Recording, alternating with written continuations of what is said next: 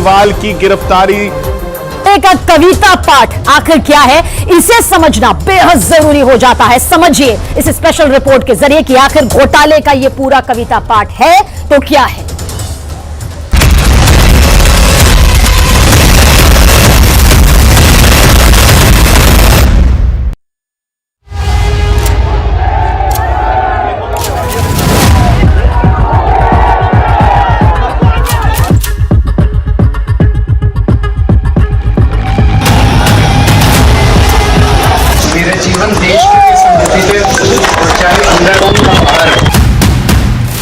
Kejriwal to कविता 100 करोड़ का शराब घोटाला।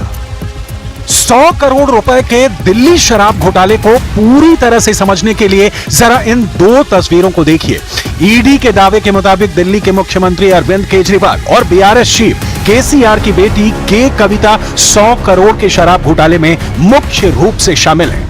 इन तस्वीरों में देखने वाली बात यह है कि जहां एक तरफ बीआरएस की नेता के कविता गिरफ्तारी के वक्त शांत, निश्चिंत और खुद का हौसला बढ़ाकर दिखाने की कोशिश कर रही हैं, वहीं दूसरी तरफ ईडी की गिरफ्त में आने के बाद से केजरीवाल की बॉडी लैंग्वेज और चेहरे के भाव काफी बदल गए हैं। केजरीवाल का चेहरा देखकर साफ कहा जा सकता है कि उन्हें एहसास हो गया है कि वो कितनी बड़ी मुसीबत में फंस चुके हैं।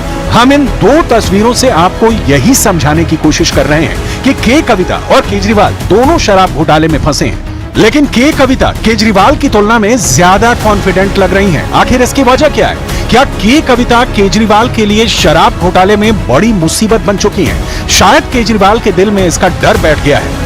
इस के कांड के दो कड़ियों को मिलाने में ईडी को महीनों का वक्त लगा। पहली कड़ी के कविता और दूसरी कड़ी अरविंद केजरीवाल। एक हफ्ते के भीतर के कविता और अरविंद केजरीवाल दोनों को ईडी ने गिरफ्तार कर लिया। अगर के कविता गिरफ्तार नहीं होती तो शायद अरविंद केजरीवाल भी गिरफ्तार नहीं होते। तेलंगाना के पूर्व मुख्यमंत्री की बेटी के कविता भी ईडी की रिमांड पर है और अपने बयानों में अनेक ऐसी महत्वपूर्ण बातों का खुलासा कर रही है जो आने वाले दिनों में दिल्ली के मुख्यमंत्री अरविंद केजरीवाल के गले की हड्डी बन सकते हैं। ईडी सूत्रों के मुताबिक कविता अपने बयानों में सिलसिलेवार तरीके से बता रही है कि रिश्वत का पैसा किस तरह से आम आदमी पार्टी तक पहुंचा। आने वाले दिनों में ईडी अपने हेडक्वार्टर में के कविता और अरविंद केजरीवाल का आमना सामना करा सकती है। इसलिए केजरीवाल की गिरफ्तारी से पहले के कविता की गिरफ्तारी ईडी ने किस आधार पर की, ये समझना जरूरी है। दरअसल जून 2021 में हैदराबाद के आईटीसी कोहिनूर में एक बैठक हुई थी। इस मीटिंग में विजय नायर ने कुछ फंडों पर चर्चा की थी जिन्हें हैदराबाद से दिल्ली ट्रांसफर किया जाना था। उन्होंने फंड ट्रांसफर की जिम्मेदारी दिनेश को सौंपी। दिनेश ने दिल्ली भेजे जाने वाले फंड के लिए के कविता के एक अन्य सहयोगी अभिषेक बोयिनपल्ली से मिले। अभिषेक बोयिनपल्ली की गिरफ्तारी के बाद ईडी के हाथ मगुंटा राघव रेड्डी और शरद चंद्र रेड्डी के गिरबान तक पहुंच गए और दम घोटता देख दोनों आरोपी सरकारी गवाह बन गए। तब दोनों ने वो दो नाम लिए जिनकी ईडी को बेसब्री से तलाश थी। वो नाम थे के कविता और अरविंद केजरीवाल। ईडी पहले 10 करोड़ फिर 15 करोड़ रुपए ट्रांसफर हुए। ईडी बुच्ची बाबू के जरिए 2 बार कैश ट्रांसफर हुए। ईडी गोवा चुनाव में 45 करोड़ रुपए का इस्तेमाल हुआ। ईडी सीएम आवास के पास रहता था विजय नागर। ईडी घोटाले का पैसा गोवा चुनाव में इस्तेमाल हुआ। ईडी केजरीवाल के कविता के लिए काम कर रहा था नायर। ईडी शराब घोटाले के किंग पिन हैं केजरीवाल। ऐसे बयानों के आधार पर केस बना रहे हैं जो उन्होंने ऐसे लोगों से लिए हैं जिनको पहले वो अरेस्ट करते हैं, डराते हैं, धमकाते हैं, जेल में रखते हैं और फिर जमानत का लोभ दिखाकर उनसे आम आदमी पार्टी के खिलाफ, आम आदमी पार्टी के नेताओं के खिलाफ, अरविंद केजरीवाल के खिलाफ बयान लेते हैं। आज जो इस देश में हो रहा है वो कोई जांच नहीं हो रही है। मनीष सिसोदिया ने दिया है, जबकि के कविता का साथ अभिषेक बोयिनपल्ली ने दिया। केजरीवाल का साथ संजय सिंह ने दिया, तो वहीं के कविता का साथ मूंगटा राघव रेड्डी ने दिया। केजरीवाल का साथ विजय नायर ने दिया, तो वहीं के कविता का साथ शरद चंद्र रेड्डी ने दिया।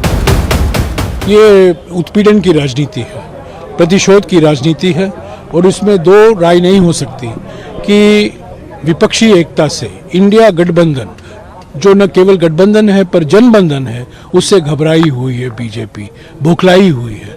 पहले झारखंड के मुख्यमंत्री को गिरफ्तार किया, अभी दिल्ली के मुख्यमंत्री को गिरफ्तार किया गया है। केजरीवाल टू कविता 100 करोड़ का शराब घोटाला। और जिस 100 करोड़ की रिश्वत का आरोप शराब घोटाला मामले में लग रहा है, उस 100 करोड़ की मनी ट्रेल का कनेक्शन गोवा से कैसे जुड़ रहा है, अब जरा वो समझिए। ईडी के मुताबिक 100 करोड़ की रकम से कुछ पैसे गोवा में खर्च हुए। गोवा चुनाव में आपके लिए काम करने वाले लोगों को कैश में भुगतान किया गया, ऐसा ईडी का दावा है। ईडी के मुताबिक पहले 10 करोड़ फिर 15 करोड़ रुपए ट्रांसफर हुए।